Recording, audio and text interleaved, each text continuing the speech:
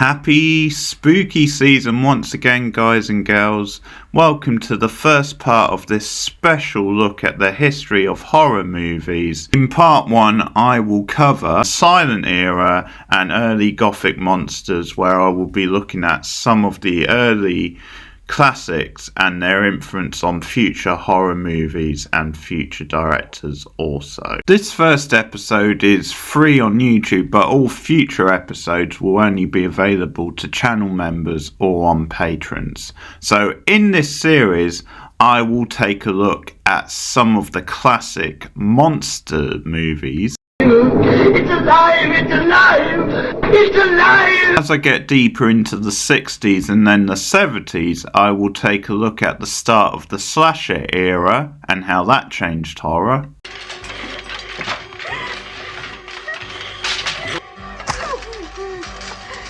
Then some of the post-Scream pretenders of the late 90s. This story is nothing but an urban legend.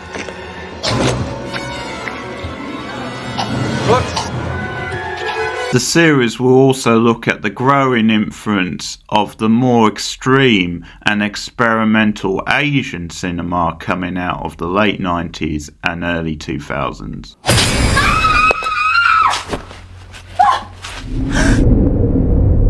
And any horror fan worth their salt knows there's always time for a good old-fashioned guilty pleasure.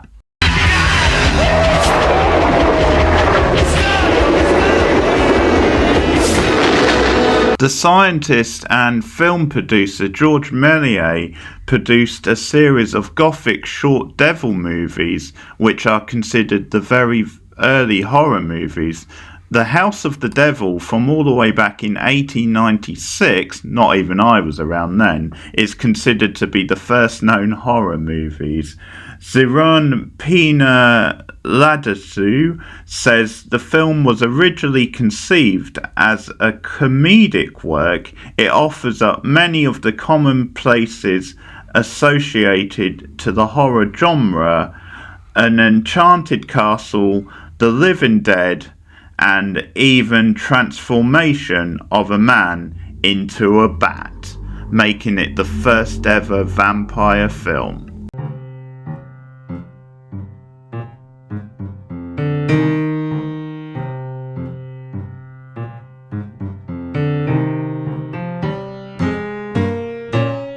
Gothic setup, the use of light and dark, and some of the comedic features mentioned there is a staple of the horror genre. It's funny how humour, or at least the hysterical nature of being funny, has always been linked somehow to the hysteria of horror and being afraid. I think there's something on the borderline where the two crosses over, which is a classic component of early horror, but was then later adapted to more funny, straight up funny horror movies. More on that at a later date, but here's a bit more of The House of the Devil.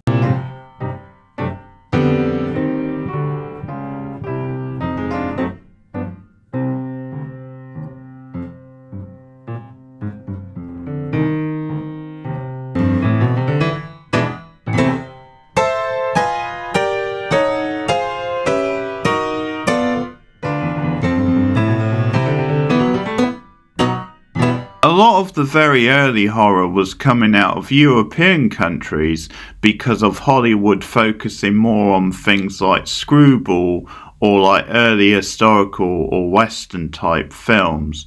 So that includes this Swedish film from 1922 called Hexen, meaning witch. It blurred a number of different genres. It was said to be a hybrid of documentary and fiction, exploring the history of witchcraft, demonology and Satanism. It shows representations of evil in a variety of ancient and medieval artworks, offering vignettes illustrating a number of superstitious practices. Narrative of a woman accused of witchcraft. The film ends by suggesting that the modern science of psychology offers important insights into the beliefs and practices of the past. Much of the early European horror were non-traditional narrative. Much of it came from the traditions and mythology of demons and witch covens based in that part of the world, showing some of the hysteria around these groups. The abstract look of these early horror movies also came from some of the art being produced, like sculptures and abstract expressionist paintings. And there is that crazy story that apparently the first ever moving image came from the light being shined on the original cave paintings back in the day. Well, I think my good friend and legend Ed Harris has something to say about that kooky theory. Shut the fuck up. What the fuck are you babbling about? A good movie to catch up with this spooky season from around about this time as well, 1921, another Swedish film, The Phantom Carriage, which is an early example of a ghost movie as well. So the plot is, on New Year's Eve, the driver of a ghostly carriage forces a drunken man to look back on his wasted life. So a couple things about this is it's an early ghost story, like I said. Also, you can see how it's quite an early movie to play with like structure and format, and definitely the idea of someone reflecting back on their life. Feel. So that's something which is a little bit different for a movie of this time. The raw, blurry images of the film give it like a trippy type vibe, but it is very well filmed, very atmospheric and gothic, very early, almost form of special effects. And here's a look at the movie.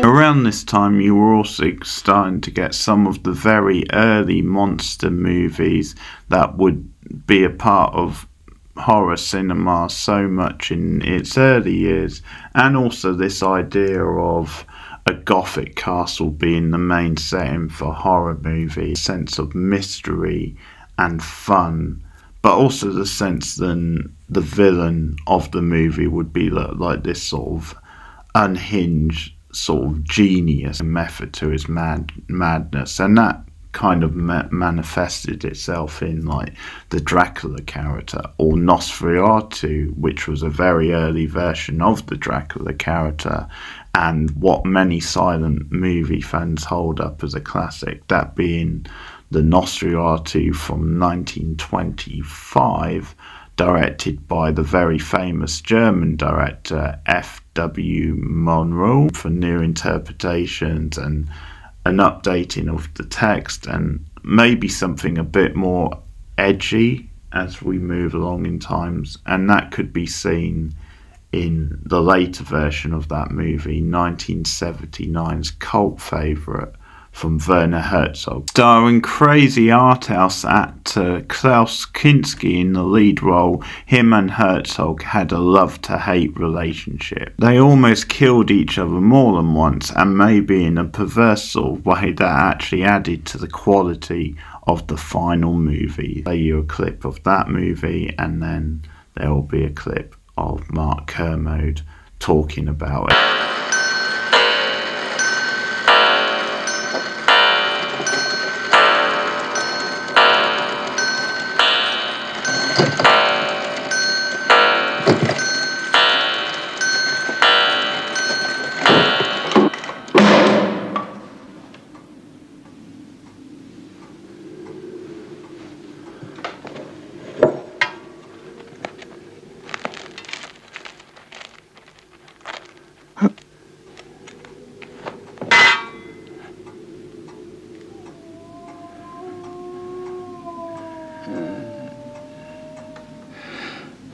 The knife is old and could be dirty. It could give you blood poisoning. Please, let me do it. It's the oldest remedy in the world. Oh, forget it. It's hardly worth mentioning. Just a little cut.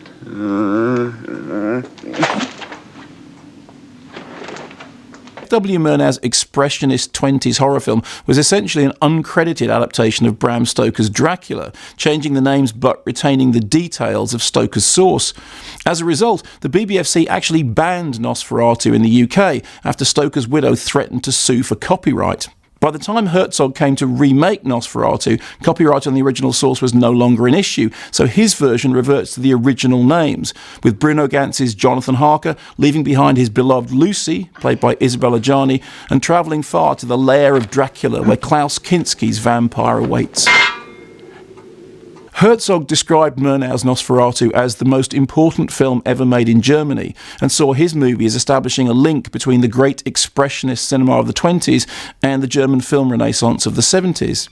He also relished the challenge of making a genre film, which required him to follow a set of rules, something he'd never done before.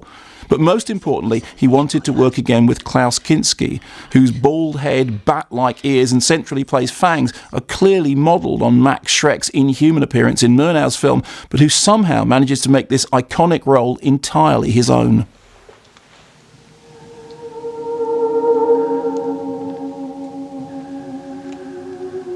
It was clear there would never be a vampire of his calibre again, Herzog said some years later, insisting that in 4 centuries to come, Kinski would still be the definitive embodiment of this mythical creature.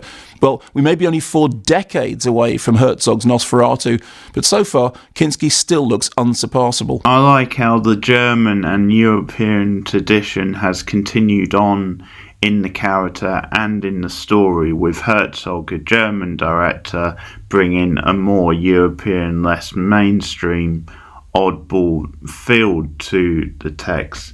And I think that kind of vibe is important, not only to Nosferatu, but even more so to Dracula, which I'll talk about in the next part. And there is a strong sense amongst fans that the 79 Nosferatu may be even better than the original silent movie. Certainly it's able to do very different things and update it, and Klaus Kinski as the title character is a big favourite, and Mild Fuzz TV, my good friends, have this to say about the movie. This is the first time in high school. I believe it was in a box set, a DVD box set at the time, called The Box of Blood, and it was like all vampire movies. It was an Anchor Bay box set. Anchor Bay put out The Box of Blood, and it was Nosferatu. I think Daughters of Darkness were in there. I can't remember. There was like 5 or 6 movies. I think there was a couple of. There was a Lance Henriksen one that was really dirt cheap. One of these cheap movies from the early 2000s. But the reason why this was notable is because the cover, the slip cover at the front, had like a plastic pouch with fake blood in it. So the cover actually had like blood you could squish. Oh, I think I remember that. Or if it wasn't specifically that, I definitely remember like a gimmick like that on a movie. All right, that's pretty cool. Yeah, and loved it. This was my first Herzog movie, first Kinski movie. I was kind of like, whoa, this is great. And I think it might have been just before actually I read Dracula for the first time. It's really haunting. I think just the the style of it and stuff, and like honestly, there's not really much to say. Like kind of like plot wise, I think like what's really enjoyable about this is, you know, just like a lot of the, you know, like set pieces and just how it looks. And yeah, it's the imagery, it's the haunting music. It's got this very monastery kind of main theme that kind of comes in, and very gothic. I mean, while I was watching this, I just think it's kind of funny that like, oh yeah, like Dracula just opens with like, you know, this monster wanting to buy a house. Like that's kind of like the opening plot of it. Like you don't really see that a lot in the other horror movies. Like there's never anything about like Michael Myers having to sign an apartment lease or something. Like yeah, it makes sense though, because he clearly wants to move to a populated area so he can feed and whatnot, and separates not only just this one specifically, but also the original Silent 1922 Nosferatu, is that they keep Dracula looking a bit more like he's described in the book, which is more monstrous. Like he's not the suave Bela Lugosi, like, you know, fancy man. Like he looks disgusting, and that's kind of the point. Like immediately he looks like monstrous. And it's like like there's no way like in the Bela Lugosi like Dracula, like you can kind of understand when, you know, Harker kind of first arrives there. It's like, all right, this dude's weird, but like okay, whatever. Like maybe he's just an eccentric rich guy. Like this, it's kind of like as soon as you get there, wouldn't you be like, what is this weird like rat creature thing? Some of the differences between the original Nosferatu and the 79 version, and then some of the differences between the various versions, of highlight how there's a lot of room for manoeuvre within the character and many different interpretations, and we've got the new Nosferatu on the way. You have the more highbrow, cerebral but comical European Playboy version, and then the more back to basic, menacing, grotesque and maybe grounded monster of the two, and many versions in between. But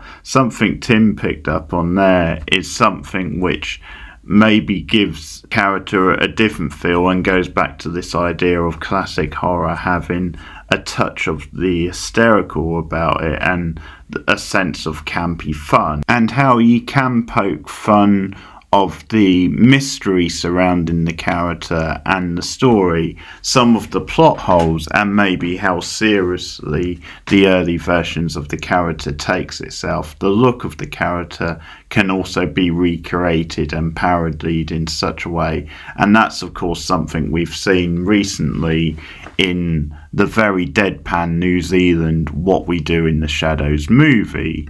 Should I have a quick chat about flat responsibilities? Because, guys, I think that we're not all pulling our weight here. We're not just pointing the finger at you, Deacon. You're a cool guy, but you're not pulling your weight in the flat.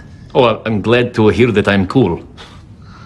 No, that's not the point, though. Yeah, no, I know. Not a flat meeting about how cool you are. I do my flat chores. No, you don't. No, you yes, don't. I do. That's why we're having the flat meeting. The point is, Deacon, that you have not done the dishes for 5 years. Vladislav is right. It's unacceptable to have so many bloody dishes all over this bench like that. I'm so embarrassed when people come over here. What does it matter? You bring them over, you kill them! Vampires don't do dishes. And that was followed up by the more eccentric, tongue-in-cheek US version, which is about to have his 6th and final season later on this year on FX. I would like some of that colorful dust that sparkles. Glitter? Yes, get me some glitter. Whatever for, Master. I'm going to sprinkle it on my face and on my body, like twilight. So deliciously macabre. Creepy paper. It's crepe paper. Creepy paper. Crepe paper, Master? Creepy. Oh, multi-pack. Master, this is pretty macabre.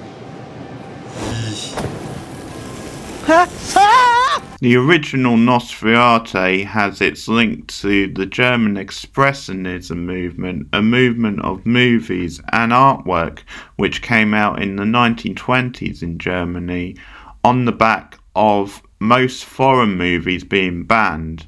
So the idea of German Expressionism is that it's really the country as a whole coming to terms with the results of the First World War and having inner conflict and struggles and rejecting really more mainstream and romantic forms of movie it's more interested in looking at some of the fears and paranoia of the time. As the title suggests, filmmakers use visual distortion and hyper-expressionistic performances to show the inner turmoils, fears and desires of the era, and demand for more domestic titles, and an understandably dramatic increase in the number of films produced in Germany each year as German audiences became less fond of romance or action flicks since the beginning of the First World War. As I said, this movement also is linked to the arts, and there's a very sort of like hyper surreal arty style, along with a consistent fear of hyperinflation, provided a platform for daring invented filmmakers such as Fritz Lang, who of course produced one of the most famous and influential sci-fi movies of all time, that being The Odyssey, which is Metropolis.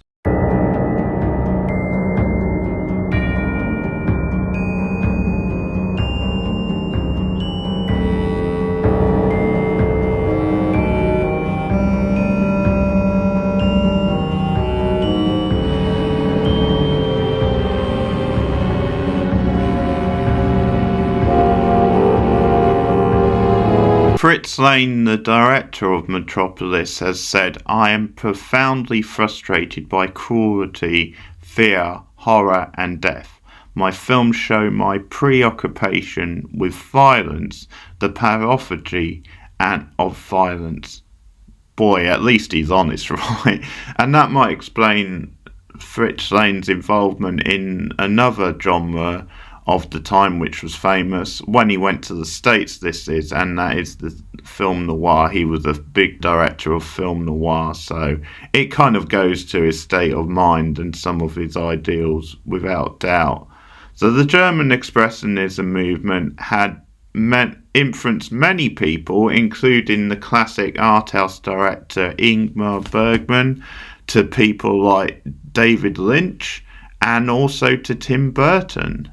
Yes, Burton's early Gothic style and obsession with oddball, outsider-type characters such as in Edward Scissorhands is a clear sign of his love for German Expressionism. He's also very nostalgic when it comes to early horror movies in general, as the Edward Scissorhands character was inspired by the original Frankenstein.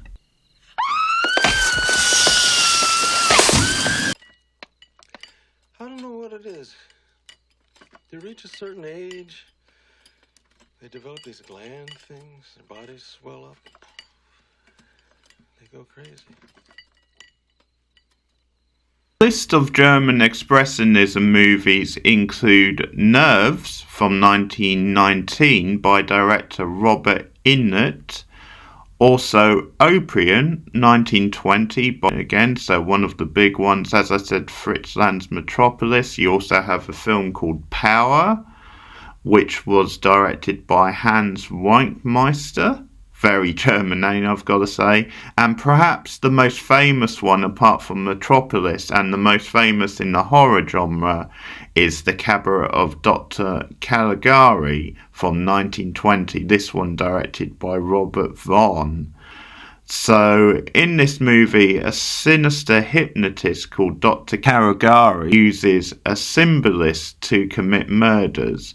Writers Hans Janetz and Karl Mayer used the film to express their distrust of the authoritarian figures. Caligari, one of the staples of this era of German cinema, as it takes its influence from Gothic trippy style artworks in its design and the look of its main character, with its striking visual style and painting a harsh lines and intense shadow contrasts onto the film's set designs to create a representation of the character's subjective reality.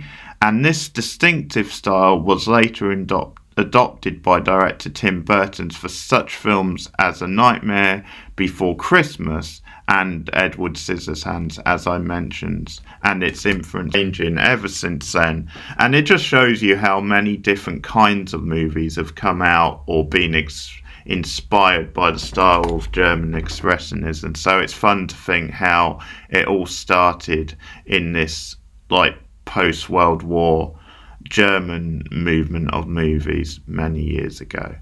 Coming up on part 2 of the history of horror,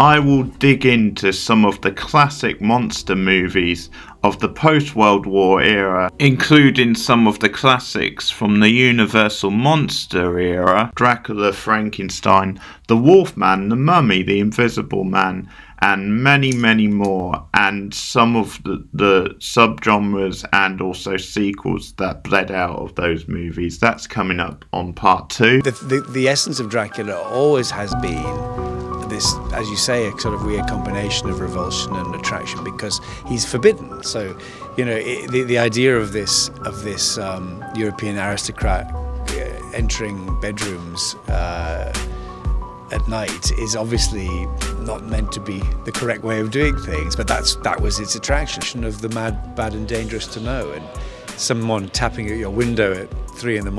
is kind of what we all secretly want to happen. Future parts of this series will be available behind the paywall, so just $1 a month on Patreon, or if you want to be a channel member and access it that way.